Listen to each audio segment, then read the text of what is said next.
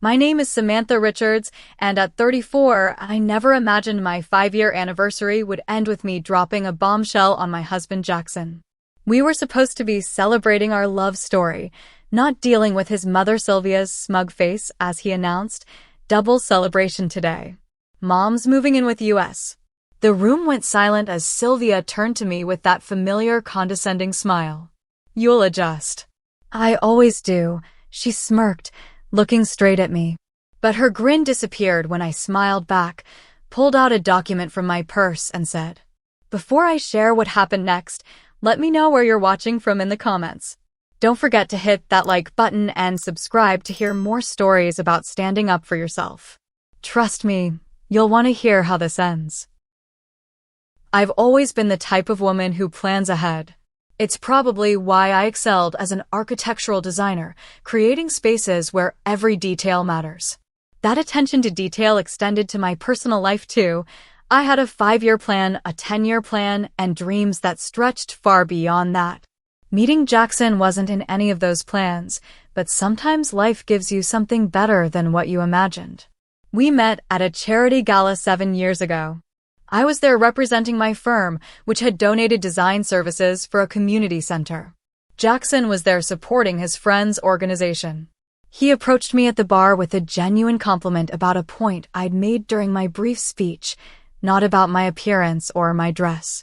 That alone made him stand out.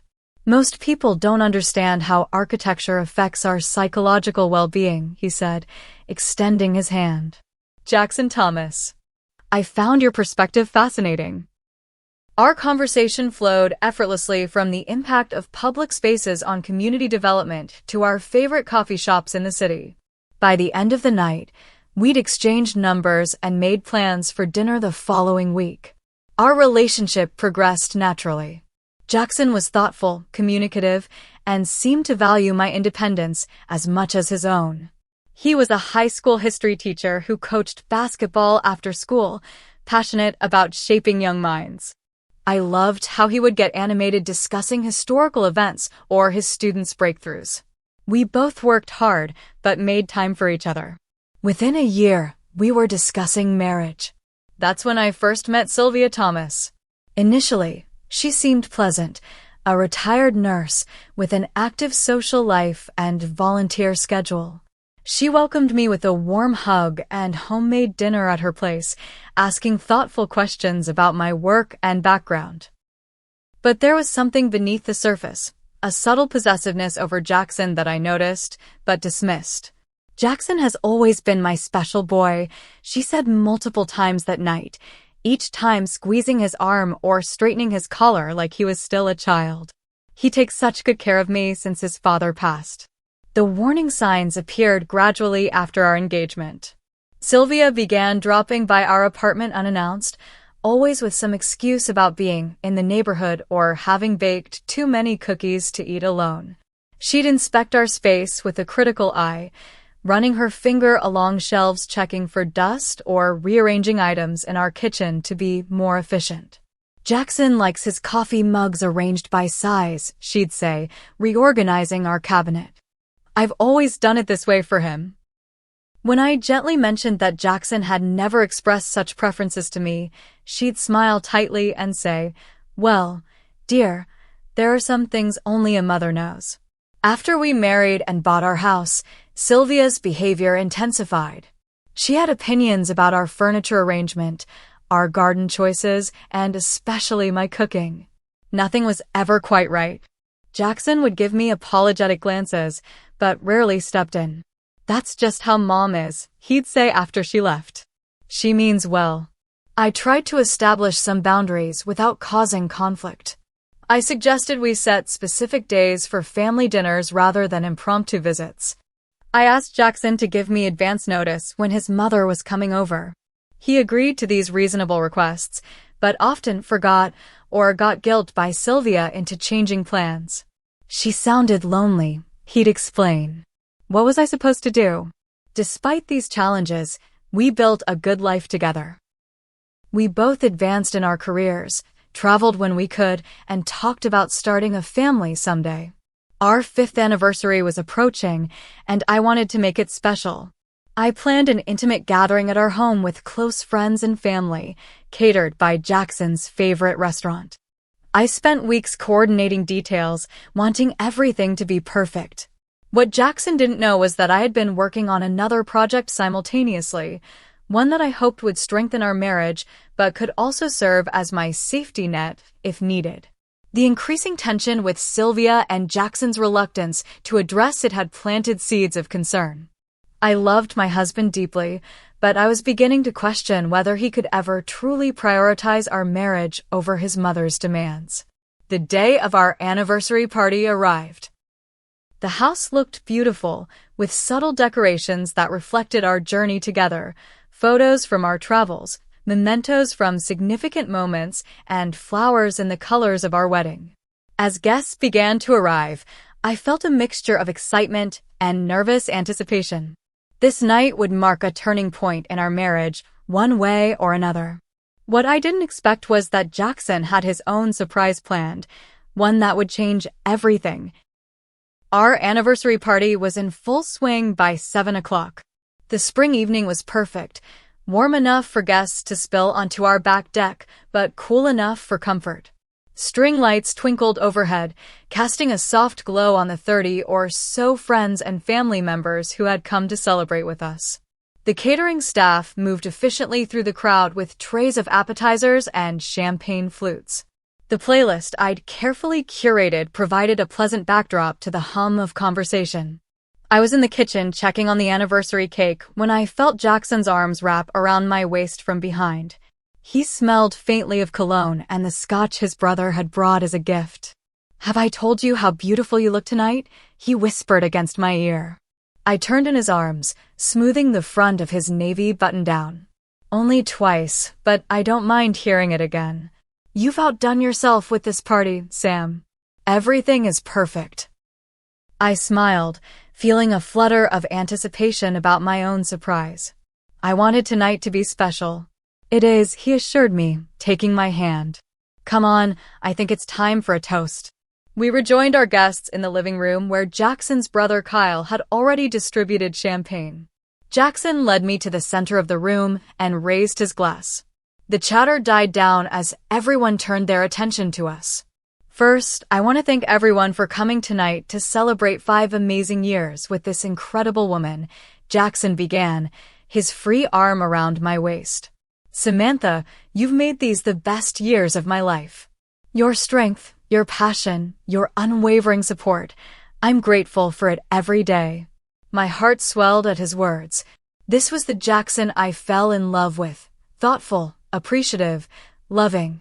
"As many of you know, family means everything to us," he continued, and I nodded, squeezing his hand. Which is why I'm so excited to share some news that makes tonight a double celebration. I looked up at him, confused. We hadn't discussed any additional announcements. For a wild moment, I wondered if he somehow knew about my surprise. Jackson beamed at the curious faces around us and declared, "My mother is moving in with us. After months of discussion, we've decided it makes the most sense for Mom to sell her house and come live here permanently. We have the space, and it'll be wonderful to have her close as we start thinking about the next chapter of our lives." The room seemed to tilt beneath my feet. Months of discussion? Next chapter? This was the first I'd heard of any of it. I maintained my smile through sheer force of will, but inside I was reeling. I scanned the room and found Sylvia standing near the fireplace, practically glowing with triumph. When our eyes met, she raised her glass in a small salute. The guests' reactions were a mixture of polite enthusiasm and visible discomfort. Some offered congratulations while others shot questioning glances my way, clearly sensing this wasn't a joint announcement. "Wow, that's big news," my best friend Dana said carefully. "When is this happening?" "We're aiming for next month," Jackson replied confidently. "Mom's already accepted an offer on her house." Each word felt like another blow. I stood frozen beside my husband, my champagne glass clutched so tightly I feared it might shatter in my grasp. "Samantha has been so supportive," Jackson added, giving me a squeeze that felt more like a vice. "Haven't you, honey?" All eyes turned to me. I forced myself to nod, not trusting my voice. The moment was saved by Jackson's cousin announcing it was time for cake, and the crowd's attention shifted. As guests moved toward the dining room, Sylvia approached us, her designer pantsuit immaculate, as always. "Isn't this wonderful?" she gushed, patting Jackson's cheek. "It's like things are coming full circle. Now I can help around the house while Samantha focuses on her career." I felt my cheeks burn at the implication that I wasn't managing our home properly. "Plus," she continued, lowering her voice conspiratorially, "I'll be right here when grandchildren come along. Heaven knows you'll need the help with your work schedule." Before I could respond, she turned to me with that familiar, condescending smile. "You'll adjust, dear." "I always do," she said, her eyes holding mine in silent challenge. In that moment, I flashed back to a conversation Jackson and I had just 3 months earlier. We'd been discussing our future plans over dinner when I'd broached the subject of his mother. "Your mom mentioned again today that she's thinking of downsizing," I'd said carefully. "She hinted at moving closer to us." Jackson had shaken his head firmly. "Don't worry about that. Mom talks about moving every few years, but never does anything about it. She's too attached to her house and her friends. Besides, I wouldn't want her living with us. That would be too much." The memory of his reassurance made the betrayal cut even deeper.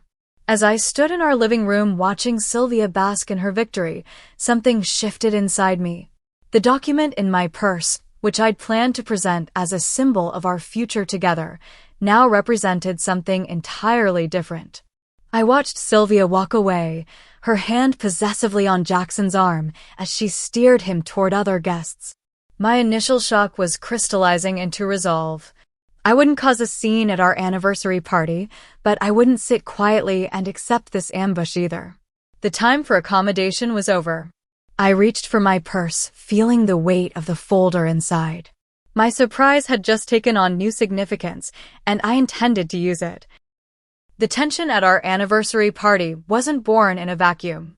The friction between Sylvia and me had been building for years, escalating from minor irritations to significant boundary violations that threatened the foundation of my marriage. 6 months after Jackson and I got married, I came home from work one day to find our living room completely rearranged. The sofa faced a different wall, the coffee table had been moved, and our reading chair was now positioned by the window. I stood in the doorway, disoriented in my own home. Surprise! Sylvia emerged from the kitchen, wiping her hands on a dish towel. I let myself in with the spare key Jackson gave me. Doesn't the room flow better now? It was so closed off before. I struggled to keep my voice even. "Sylvia, I appreciate your effort, but we had the furniture arranged that way for a reason. The previous layout worked better for how we use the space." Her smile dimmed slightly. "Well, give this a try." Jackson always trusted my eye for design when he was growing up. "You two can always move it back if you really don't like it," she added, though her tone suggested she expected no such thing. When Jackson came home, he seemed pleased with the change. "Mom's always had a knack for making spaces feel bigger," he commented, oblivious to my discomfort. That night, I brought up the issue of his mother having a key. I felt uncomfortable coming home to find the house rearranged without any warning. "She was just trying to help, Sam," he replied. "Mom gets bored sometimes now that she's retired." "I understand that, but our home is our private space. I would appreciate a heads up before she comes over, especially if we're not here." Jackson agreed half-heartedly, but nothing changed. Sylvia continued to drop by unannounced, often when she knew I'd be at work and Jackson would be home. I'd return to find little things altered, kitchen cabinets reorganized, new decorative items appearing, or my carefully curated bookshelves rearranged by color rather than subject. As my career advanced and I took on more responsibility at my firm, Sylvia's comments about my professional ambitions grew increasingly barbed. "It must be nice for Jackson to have leftover takeout 3 nights a week," she remarked after spotting containers in our refrigerator. When his father was working long hours, I still managed to put a home-cooked meal on the table every night. Another time, when I mentioned being considered for a promotion that would involve some travel, she shook her head sympathetically. I don't know how that would work with starting a family. Jackson has always wanted children, you know. He was such a natural with his younger cousins. The implication was always the same. My career was selfish, an impediment to what she believed a wife should prioritize. The criticism extended beyond my professional life. Sylvia had opinions on everything from how I loaded the dishwasher to the way I folded Jackson's shirts. He prefers them folded this way, she'd say, refolding laundry I'd just put away. I've always done it like this. Family gatherings became exercises in restraint. At Thanksgiving dinner with Jackson's extended family, I shared news about a sustainable housing project my firm had recently completed. That's nice, dear, Sylvia interrupted, patting my hand dismissively before turning to the table. But the real excitement is that Jackson's basketball team is heading to regionals this year. Tell everyone about that, honey. I watched my husband launch into a story about his team, his mother beaming beside him. My accomplishment was forgotten, deemed less important than his. It was a pattern that repeated at every family event. My voice minimized, my achievements diminished. The holidays were particularly difficult. During our second Christmas as a married couple, Sylvia surprised us by arriving 3 days before Christmas Eve, suitcases in tow. I thought I'd come early to help with the preparations, she announced, already hanging her coat in our entryway. I'll be staying until New Year's. I brought all my special recipes. We had planned a quiet Christmas, just the two of us, before visiting family on Christmas Day. Those plans evaporated as Sylvia took over our kitchen and invited additional family members without consulting us. When I tried to discuss the issue with Jackson later, he dismissed my concerns. It's Christmas, Sam. Family is important this time of year. Mom just wants to make it special for us. But we had plans of our own, I insisted. I feel like our wishes don't matter. You're overreacting, he replied. It's not a big deal to adjust our plans a little. But it wasn't just a little. It was a constant adjustment, always in Sylvia's favor, never in mine. Perhaps the most hurtful incident occurred during a family reunion last summer. Jackson's cousins were discussing their favorite family traditions, and I mentioned how much I enjoyed our new tradition of Sunday morning hikes. Oh, those won't last, Sylvia interjected with a laugh. Jackson has never been the outdoorsy type. He gets that from his father. When he was little, we tried camping once and had to come home early because he was miserable. Actually, Mom, Jackson corrected her, I enjoy hiking with Sam. It's become one of my favorite parts of the week. For a moment, I felt validated, until Sylvia added, well, you've always been so accommodating, sweetheart. Remember how you took ballet lessons for a month because your elementary school crush was in the class? She turned to the group. He hated every minute but wouldn't admit it. Everyone laughed, and the implication was clear. Jackson was only hiking to please me, just as he'd only done ballet to please his childhood crush. My husband's genuine enjoyment of our time together was reduced to another example of his accommodating nature. Later that evening, I overheard a conversation that would become the breaking point. I was bringing dessert plates to the kitchen when I heard Sylvia's voice from the patio. I'm worried about Jackson, she was saying to his aunt. Samantha is so focused on her career. She works such long hours, and their house shows it. I stop by to help tidy up when I can, but it's not the same as having someone dedicated to creating a proper home. Have they talked about children? His aunt asked. She always says someday, Sylvia replied, her voice heavy with disapproval. But you know what that means for career women. I've been thinking, it might be best if I sold my house and moved in with them. Jackson wouldn't have to eat takeout all the time, and I could create the kind of home environment he deserves. Do you think Samantha would be on board with that? His aunt asked skeptically. Jackson can convince her, Sylvia said confidently. He knows I only want what's best for them. Besides, with me there to handle the household, maybe Samantha would finally feel free to focus on starting a family. I stood frozen in the kitchen, dessert plates clutched to my chest, as the full weight of my mother-in-law's machinations became clear. This wasn't about helping us or even about downsizing her own home. This was about inserting herself permanently into our marriage, about creating the dynamic she wanted, with her as the primary woman in Jackson's life and me relegated to the role she deemed appropriate. What hurt most was the realization that Jackson might agree with her. Despite his occasional support, he consistently chose the path of least resistance, accommodating his mother's intrusions rather than standing firm on the boundaries of our marriage. That night, lying awake beside my sleeping husband, I made a decision. I needed to create options for myself, a contingency plan that would allow me to protect my independence if necessary. I loved Jackson, but I couldn't continue to be erased in my own marriage. The next day, I began my secret project. The morning after overhearing Sylvia's plans, I called in sick to work for the first time in years. I needed space to think, to process what I'd learned and decide how to move forward. While Jackson left for school, I sat at our kitchen table with a legal pad and began to assess my situation with the same methodical approach I applied to my architectural projects. The facts were clear. I loved my husband, but our marriage had developed a structural weakness. Jackson's inability to establish boundaries with his mother had created a three-person relationship where my needs and feelings were consistently devalued. The question was whether this flaw could be repaired or if I needed to prepare for the possibility that it couldn't.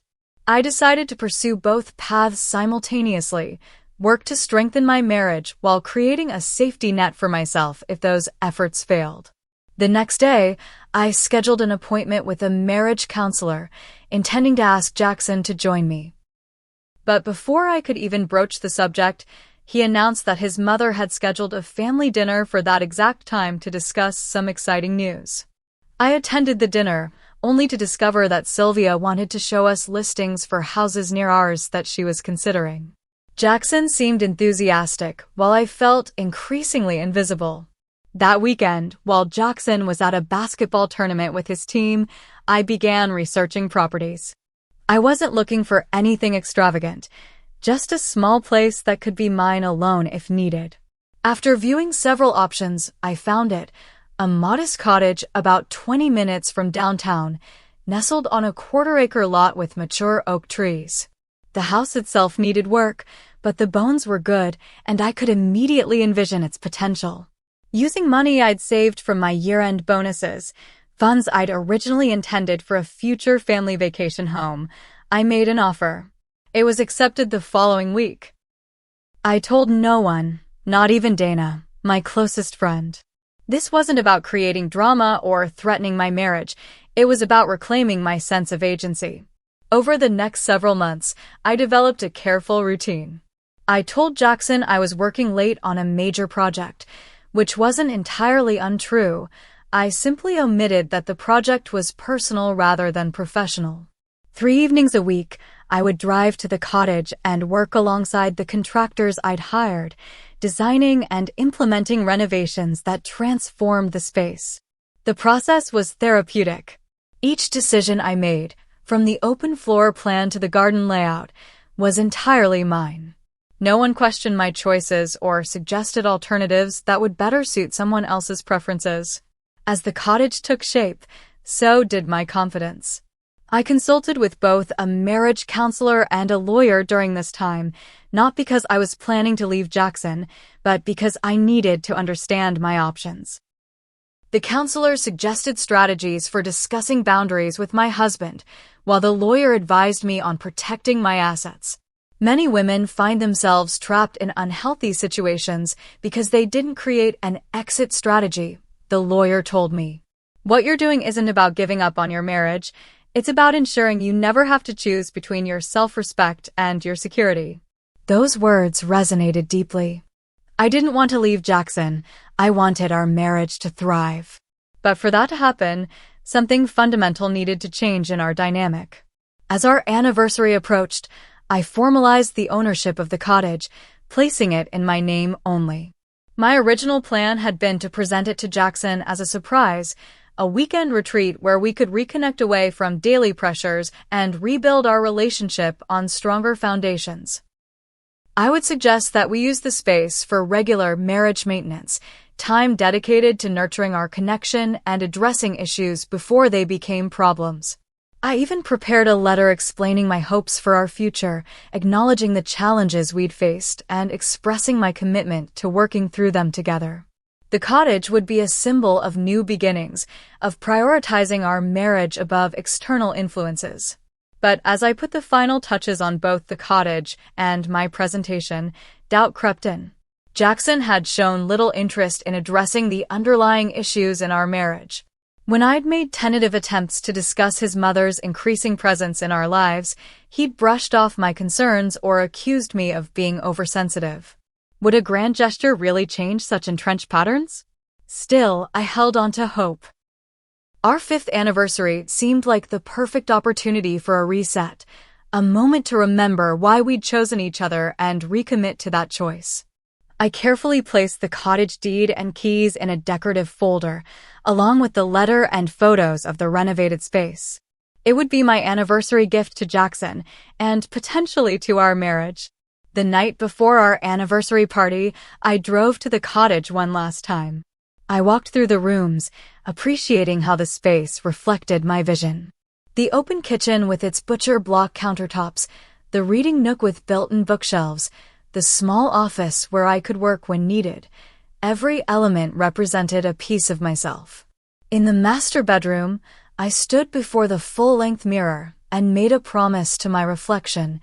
Whatever happened next, I would not lose myself again. I would not shrink to accommodate someone else's expectations. I loved Jackson, but I also loved the woman staring back at me, the woman who had created this sanctuary, this manifestation of her own worth.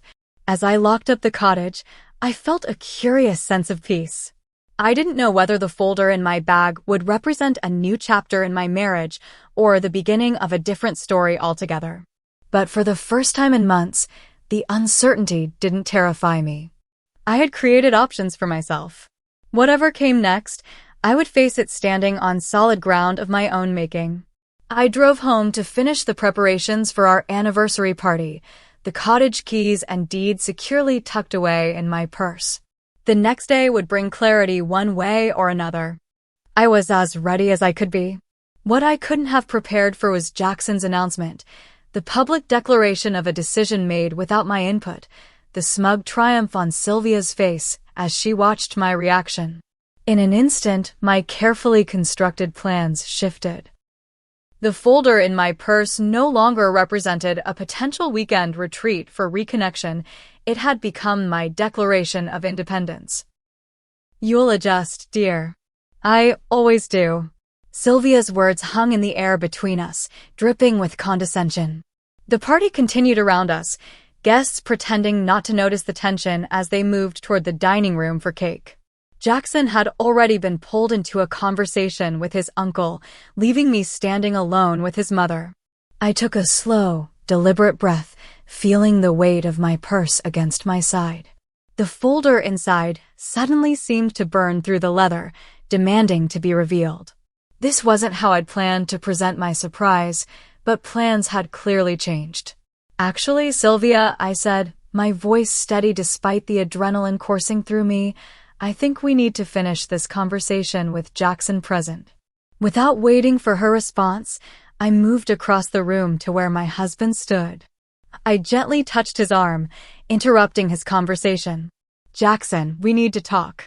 "All three of us," I said, nodding toward Sylvia, who had followed me. His brow furrowed slightly, but he nodded. "Sure, we can step into the study for a minute." I shook my head. "No, this affects everyone here. You made your announcement publicly. I think it's appropriate that mine is public too." Confusion flashed across his face, but before he could question me, I turned to address our guests. I tapped a fork against my champagne glass until the room quieted. "Thank you all for coming to celebrate with us tonight," I began, my heart pounding but my voice clear. As Jackson mentioned, we apparently have a double celebration happening. His mother moving in with us is certainly unexpected news to me. A murmur rippled through the room. Jackson stepped closer, concern evident in his expression. Sam, what are you doing? I continued as if he hadn't spoken. Since tonight seems to be the night for surprises, I'd like to share one of my own. I reached into my purse and pulled out the folder containing the deed to my cottage. The cream-colored paper felt substantial in my hands, a physical manifestation of the boundaries I was finally asserting. For the past 4 months, I've been working on a special project, I explained, opening the folder. I purchased and renovated a small property near Oakwood Hills. I removed the first photo and held it up, a charming exterior shot of the cottage with its freshly painted sage green door and window boxes filled with flowers. It's a beautiful space, completely designed to my specifications. No compromises, no adjustments to accommodate anyone else's preferences. Just mine. Jackson stared at the photo, confusion evident on his face. I don't understand. You bought a house without telling me. Yes, I replied simply. Just as you arranged for your mother to move into our home without consulting me. His face flushed. That's different. She's family. So am I, Jackson. Or at least, I thought I was. I turned back to our guests, who were watching with a mixture of discomfort and fascination. In light of tonight's announcement, I'd like to make one of my own. Sylvia is indeed welcome to move in with Jackson. And I'll be moving to my new place. The silence that followed was absolute. Sylvia's face had transformed from smug superiority to shocked disbelief. Jackson looked as though I'd physically struck him. You can't be serious, he finally managed. I've never been more serious about anything in my life, I replied, extracting the deed from the folder. This house is mine. Not ours, mine. I paid for it with my own savings, and it's titled solely in my name. I handed him the document, watching as he scanned it, reality slowly sinking in. I don't understand, he repeated. Why would you do this? If you were unhappy, why didn't you say something?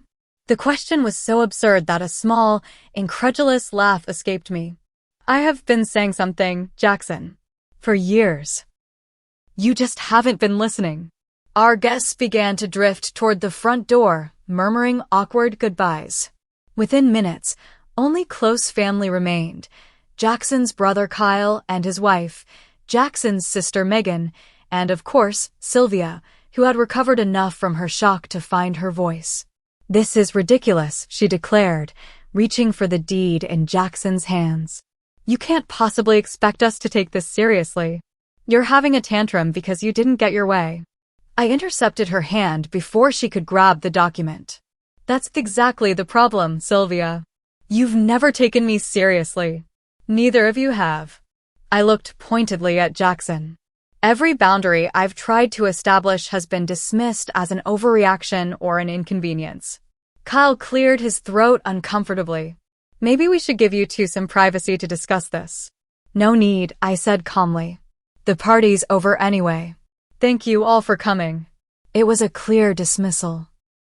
Megan gave me a quick, surprisingly sympathetic hug before ushering her reluctant brother toward the door. Kyle followed with his wife, leaving just the three of us, me, Jackson, and Sylvia, standing in our decorated living room, anniversary balloons still bobbing cheerfully against the ceiling. As the front door closed behind the last guests, Sylvia's composure cracked completely. How dare you humiliate my son like this, she hissed. After everything he's done for you. This is how you repay his generosity? By embarrassing him in front of everyone we know. Mom, Jackson started, but I cut him off. Generosity. I repeated. Is that what we're calling it when someone makes unilateral decisions that affect both partners in a marriage? When they consistently prioritize their mother's wishes over their wife's feelings? That's an interesting definition of generosity, Sylvia. You've always been selfish, she spat. Always putting your career first, neglecting your home, neglecting Jackson's needs. And what exactly are Jackson's needs? I asked, turning to my husband. Because from where I stand, the only needs being prioritized in this marriage are yours, Sylvia. Jackson looked between us, conflict evident on his face. Sam, you're overreacting. I should have discussed Mom moving in with you first, I admit that. But buying a separate house? That's extreme. Is it? I asked quietly. Let me ask you something, Jackson. When exactly did you and your mother begin these months of discussion about her moving in? Because 3 months ago, you explicitly told me it would never happen. He had the grace to look uncomfortable. Things changed. Her house sold faster than expected, and her house wasn't even on the market 3 months ago, I interrupted. You lied to me, Jackson. You knew how I would react, so you and your mother made plans behind my back. And then you ambushed me with the decision at our anniversary party in front of everyone we know. If anyone's behavior is extreme here, it's yours. Sylvia stepped between us, literally inserting herself into our conversation. Jackson was just trying to spare your feelings. He knows how difficult you can be about these things. Stop speaking for my husband, I said firmly. That's part of the problem. You're constantly inserting yourself between us, and he lets you. Don't talk to my mother that way, Jackson snapped. And there it is, I said softly. You'll defend her immediately, but where's that same defense when she undermines me? When she criticizes our home, my cooking, my career. When she shows up unannounced or rearranges our furniture without permission. You've never once taken my side in those conflicts. The truth of my words seemed to register because Jackson's anger deflated slightly. That's not fair, Sam. Isn't it? I picked up the photo of my cottage and looked at it before returning my gaze to my husband. I bought this place because I needed something that was just mine. Something that couldn't be invaded or altered or criticized. I needed a space where I felt valued and respected because I haven't felt that way in our marriage for a long time. So this is an ultimatum? He asked. Either my mother doesn't move in or you leave? I shook my head. This isn't an ultimatum, Jackson. It's a boundary. I'm no longer willing to be the third wheel in my own marriage. You have a choice to make, but so do I. And I choose not to live in an environment where I'm constantly dismissed and devalued. I gathered the deed and photos, returning them to my purse. Then I picked up an overnight bag I'd packed that morning, another part of my contingency plan, and headed for the door. Where are you going? Jackson asked, panic finally entering his voice. To my cottage, I replied simply. I think we all need some space to consider what happens next. As I opened the front door, I heard Sylvia's voice behind me. This is ridiculous, Jackson. She's bluffing. She'll be back tomorrow once she calms down. I didn't hear my husband's response. I closed the door behind me, walked to my car, and drove away from the home that had ceased to feel like mine long ago. The cottage welcomed me with quiet solitude. I dropped my overnight bag in the entryway and moved through the rooms, turning on lamps as I went. The soft lighting cast a warm glow over the spaces I had so carefully designed. For the first time that evening, I felt like I could breathe properly.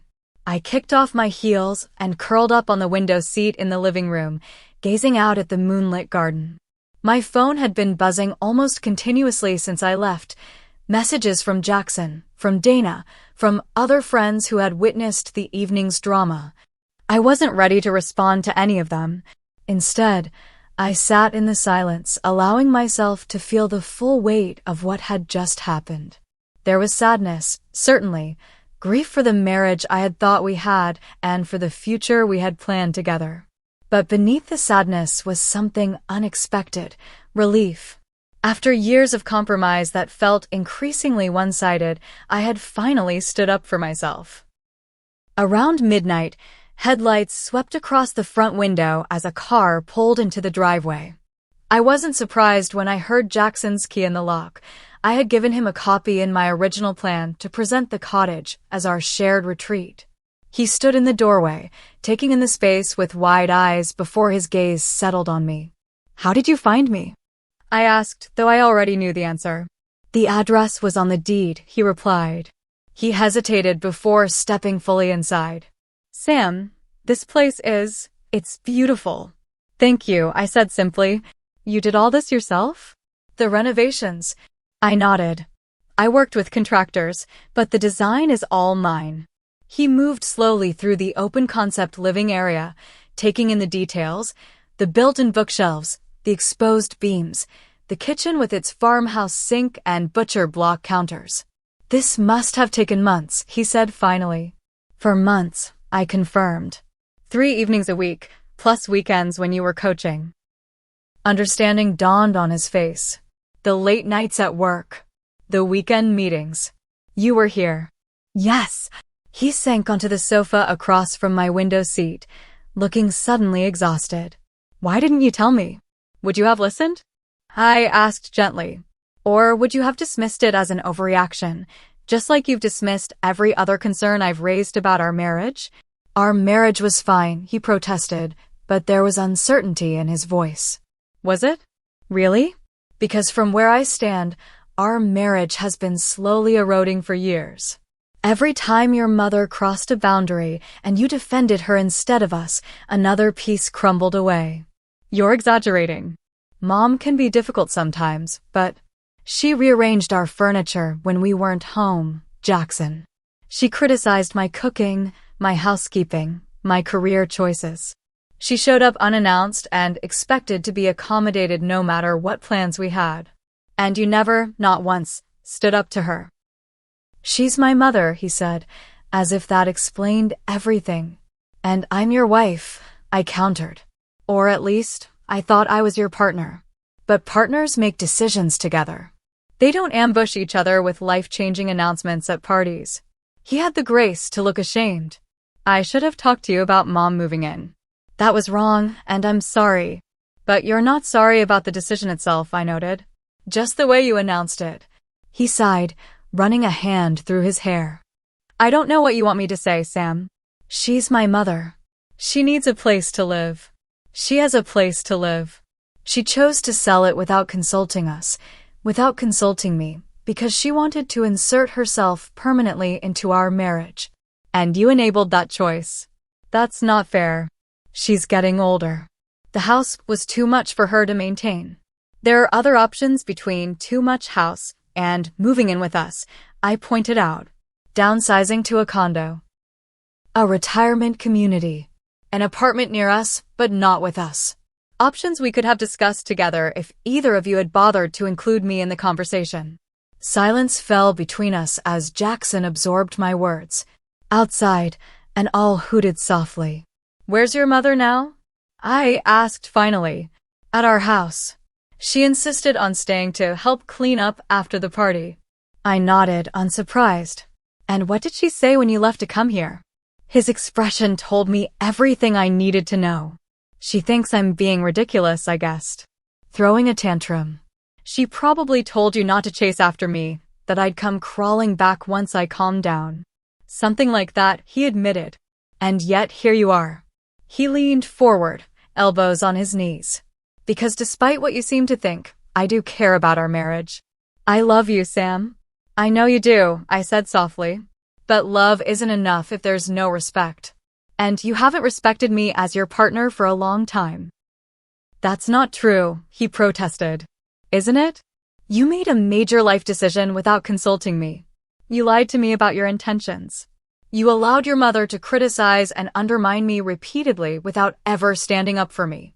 How is any of that respectful? He was silent, unable to counter my points. I love you too, Jackson, I continued.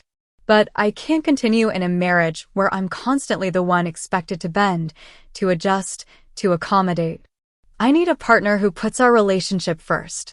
So what are you saying? This is it? 5 years of marriage and you're just walking away. I shook my head. I'm not walking away. I'm standing firm. There's a difference. I moved from the window seat to sit beside him on the sofa, close but not touching. I want our marriage to work, I said honestly. But for that to happen, things need to change. Real, substantive changes, not just temporary adjustments until we fall back into old patterns. What kind of changes? He asked warily. First, marriage counseling. Non-negotiable. We need a neutral third party to help us establish healthy boundaries and communication patterns. He nodded reluctantly. Okay, what else? Second, your mother cannot move in with us. Not now, not ever. It would be disastrous for our marriage. His expression hardened. She's already sold her house, Sam. Where is she supposed to go? As I said before, there are other options. We can help her find a place nearby if that's what she wants. But our home needs to be our sanctuary, not a battlefield. She's going to be hurt, he said. Disappointed. Yes, she will. And you'll need to be the one to set that boundary with her, not me. That's the third change. I'm done being the bad guy, the obstacle between you and your mother. If we're going to rebuild our marriage, you need to start prioritizing us. Jackson was quiet for a long time, staring at his hands. I could see the conflict in him, the lifetime of conditioning to put his mother's feelings first warring with the recognition that our marriage was genuinely at risk. I don't know if I can do that, he finally admitted, his voice barely above a whisper. His honesty hurt, but I appreciated it. I know. That's why I bought this place. I needed to create options for myself in case you couldn't or wouldn't choose our marriage. So what happens now? He asked. Now we take some time. I'm going to stay here for a while and you should go home. Talk to your mother. Think about what you want and what you're willing to do to save our marriage. If you decide you want to try, my first two conditions stand: counseling and your mother finding her own place. If those aren't acceptable to you, then we need to have a different conversation. And if I agree, will you come home? I shook my head. Not right away. I think we need the separation right now. Time to reset and reflect. But I would commit to the process, to working through our issues with professional help. He nodded slowly, processing everything I'd said. Then he stood, clearly preparing to leave. For what it's worth, he said, pausing at the door, I am sorry about tonight. The announcement. I knew you wouldn't be happy about Mom moving in, but I thought once it was settled, you'd adjust. I didn't consider how disrespectful that was. Thank you for acknowledging that, I said. It's a start. After he left, I locked the door and returned to my window seat. The confrontation had been draining, but necessary. For the first time in years, I'd expressed my needs clearly and set firm boundaries. Whether Jackson could respect those boundaries remained to be seen, but I had taken the first step toward reclaiming my voice in our relationship. As I prepared for bed in my new space, I felt a curious sense of peace.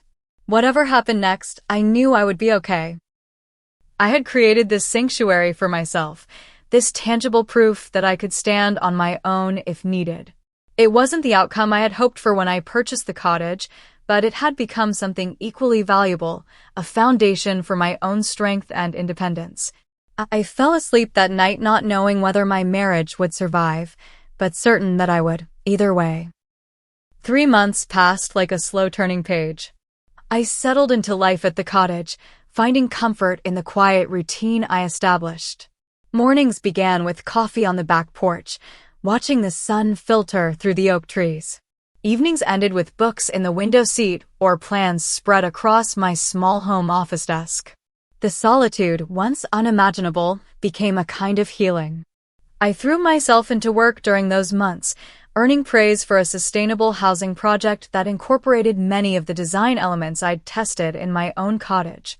My boss noticed the renewed energy and focus I brought to the firm. Whatever's changed in your personal life, she commented during a project review, it seems to be fueling your creativity. This is some of your best work. The irony wasn't lost on me. By stepping away from a situation that had diminished me, I had reclaimed parts of myself that had been slowly eroding, my confidence, my creative vision, my voice. Jackson and I maintained careful contact during our separation. Weekly coffee meetings in neutral locations where we discussed practical matters and, gradually, deeper issues. The first few meetings were strained, filled with awkward silences and careful politeness. But as weeks passed, something shifted. After my ultimatum that night at the cottage, Jackson had returned home to find Sylvia rearranging our bedroom furniture to make space for her vanity. According to him, seeing her moving our personal items without permission, something she'd done countless times before, suddenly looked different through the lens of our conversation. I asked her to stop, he told me during our third coffee meeting. She acted like I was being ridiculous, said she was just trying to help. For the first time, I could see what you'd been talking about all these years. That small recognition represented a significant breakthrough. It led to Jackson's reluctant but genuine agreement to try marriage counseling. We began sessions with Dr. Winters, a therapist specializing in family boundaries. In our first session, Jackson admitted, "I've always taken the path of least resistance with my mother. It was easier to let Sam adjust than to challenge Mom's behavior." "And how has that strategy worked for your marriage?" Dr. Winters asked. Jackson looked at me, really looked at me perhaps for the first time in years. "It hasn't," he acknowledged. "I've been avoiding short-term discomfort at the cost of long-term damage." Those counseling sessions became sacred space, the only place where we could safely unpack years of accumulated resentments and misunderstandings. We learned to recognize destructive patterns, to communicate needs without accusation, to listen without defensiveness. Progress with Sylvia came more slowly. Her initial reaction to our separation was predictably dramatic. Accusations, tears, health complaints that mysteriously intensified whenever Jackson mentioned boundaries. She refused to consider alternative living arrangements, insisting that moving in with us had been the plan all along. "She's using the same tactics that have always worked before," I pointed out during a counseling session. "Emotional manipulation to get what she wants." "I see that now," Jackson admitted. "But what am I supposed to do? She's already sold her house." Dr. Winters helped Jackson craft a compassionate but firm response. He would help his mother find suitable housing, but she would not be moving in with us. Period. Sylvia's resistance was formidable. She cycled through guilt, anger, martyrdom, and even attempts to recruit other family members to her cause. Jackson wavered at times, the lifetime habit of accommodating his mother difficult to break. But when she showed up at our house unannounced one Sunday with a moving truck and boxes, claiming she'd misunderstood the timeline, he finally stood firm. "This isn't happening, Mom," he told her. "I've found 3 excellent options for senior living communities near us. You're welcome to visit any time, but you cannot live here." "After everything I've sacrificed for you," she cried, "this is how you repay me? By choosing her over your own mother." "I'm not choosing Sam over you," he replied, his voice steady despite her tears. "I'm choosing my marriage. There's a difference." It was a watershed moment, not just for Jackson and Sylvia, but for our marriage. That evening, he called to tell me what had happened, pride evident in his voice. "I don't think I've ever said no to her like that before," he admitted. "It was terrifying. And then, liberating." 2 weeks later, Sylvia reluctantly agreed to tour the senior communities Jackson had researched. She eventually selected one that offered independent living apartments with optional social activities, though not without pointing out repeatedly what a sacrifice she was making for Jackson's happiness. By the 3rd month of our separation, tangible changes had taken root. Jackson and I were communicating more honestly than we had in years. Sylvia had moved into her new apartment, still manipulative but with less direct access to our daily lives. The cottage had served its purpose as a sanctuary during the storm, but I found myself increasingly ready to consider next steps. On the day of Sylvia's move to the senior community, Jackson came to the cottage. I invited him in for the first time since our confrontation 3 months earlier. "It's done," he said, accepting the cup of coffee I offered. "Mom's settled in her new place. She's already joined the community garden club and met a neighbor who plays bridge." "How does it feel?" I asked. He considered the question carefully. "Complicated. Guilty, relieved, proud, sad, all at once. But mostly, I feel like I can breathe again." Like I've finally started acting like an adult in my relationship with her. We sat in companionable silence, sipping our coffee. The afternoon sun cast long shadows across the living room floor. "I've been thinking," Jackson said finally, "about our future." I nodded, encouraging him to continue. "These past months have been the hardest of my life," he admitted, "but also clarifying. I've realized how much I took you for granted, how I expected you to accommodate everyone else's needs while ignoring your own. I don't want to be that husband anymore." "I've done a lot of thinking too," I said, "about what I need from our marriage and what I'm willing to give, about whether we can rebuild what's been broken." "And what have you concluded?" he asked, vulnerability evident in his expression. "That I miss you," I said simply. "Not the dynamic we had before. That wasn't healthy for either of us. But I miss my partner, the man I fell in love with. I think he's finding his way back." Jackson reached across the table and took my hand. "I'd like to come home," he said softly, "if you're ready." I squeezed his hand, but didn't immediately agree. "I think we need to be careful about next steps. We've made progress, but these patterns were years in the making. They won't be resolved in 3 months. What do you suggest? A gradual transition. We continue counseling. You stay over here sometimes, I stay at the house sometimes. We date each other again, rebuild trust before we fully reunite." He nodded, understanding the wisdom in taking things slowly. "And the cottage?"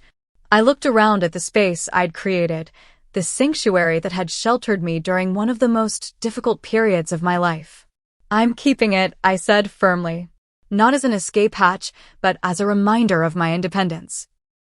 Maybe someday it becomes a rental property or a weekend retreat for both of us. But for now, it remains mine." To his credit, Jackson didn't argue. "That seems fair. You've created something beautiful here, something that's entirely yours. I wouldn't want you to give that up." We spent that afternoon talking, really talking, about our hopes for the future, the lessons we'd learned during our separation, the boundaries we needed to maintain going forward. It wasn't a magical reconciliation, but it felt like the beginning of something authentic and mutual. 2 weeks later, we celebrated our anniversary again. Not the grand party of 3 months ago, but a quiet dinner for 2 at our favorite restaurant. No audience, no performances, no surprises. Just us. "To new beginnings," Jackson toasted, raising his glass to mine. "And hard-earned wisdom," I added. The following weekend, we met at the cottage to discuss renovation plans for our main house. Jackson had suggested creating a dedicated office space for me there, acknowledging my need for a professional sanctuary within our shared home. As we sat at the small dining table reviewing floor plans, I realized how far we'd come. 3 months ago, I couldn't imagine a future where Jackson would genuinely respect my boundaries. Now, we were collaboratively designing spaces that honored both our needs.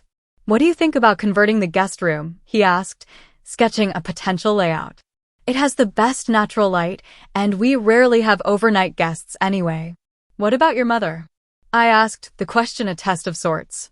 "Mom has her own place now," he replied without hesitation.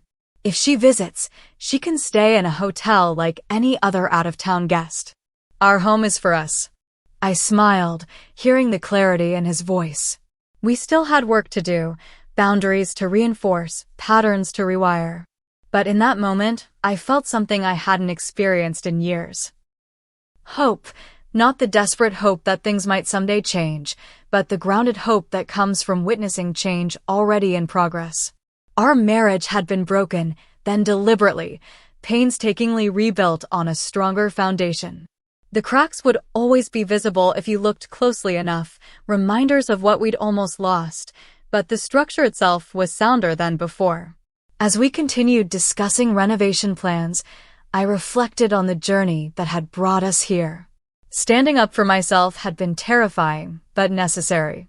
Creating options had given me the strength to set boundaries. And those boundaries, painful as they were to establish, had ultimately saved our marriage rather than ending it. It wasn't a fairy tale ending. Those don't exist in real life. But it was something better, an authentic relationship between two imperfect people committed to growing together rather than apart. Have you ever had to set difficult boundaries in your relationships? What gave you the courage to finally stand up for yourself? I'd love to hear your stories in the comments below. If this resonated with you, please hit the like button and subscribe to hear more real-life experiences. Sharing these stories helps us all remember that we're not alone in our struggles. Thank you for listening to mine, and remember, sometimes the bravest thing you can do in a relationship is simply to say, "This isn't working for me anymore."